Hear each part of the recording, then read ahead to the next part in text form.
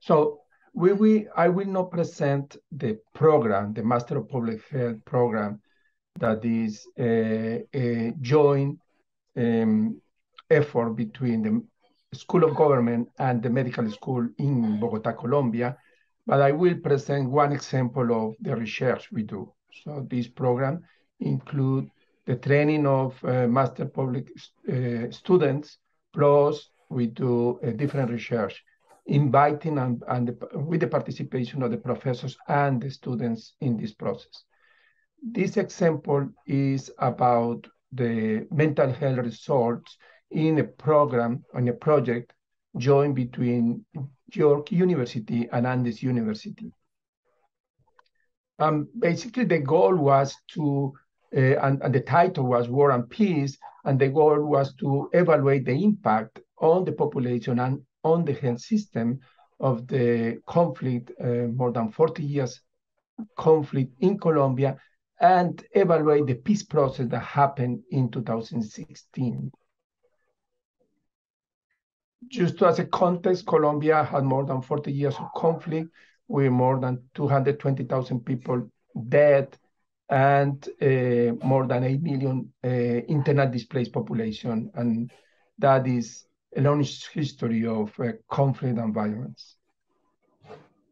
And there are multiple actors involved. It's not like a conflict with a government and a rebel group, but multiple rebel groups, multiple paramilitary groups, multiple groups related with the mafia business, etc. So that creates a very confused scenario.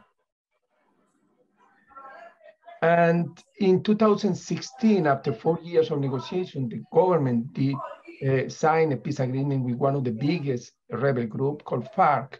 And what we wanted to see if that peace agreement is implemented and has an impact on reduction of the affectation in the population and in the health system. For that, we did a survey in different moments. We did a survey in 2018, collecting information about 2018, but asking people to remember 2014. Then we did in 2020 a new survey, and we visit more than 2,000 families to collect information, let's say, directly. And we evaluate the displacement, the effect of the conflict, and the programs they have been receiving and the access to healthcare services.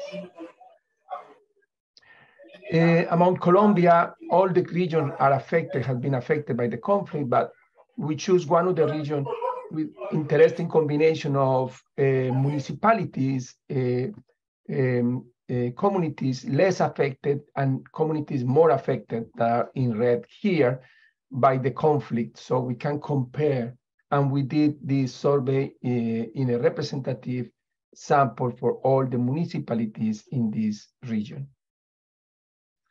And basically, we have these 1,900 families. The distribution age and sex is approximately 50-50 for female and male. And what is interesting here is there were communities very affected, that is 23% of the communities very affected by the conflict, and 32 almost not affected by the conflict. So that allows us to compare. And in terms of displacement, 42% of the families reported to have been displaced due to the conflict in the past 5 years. So it's a very high, higher even with the 8 million we mentioned before.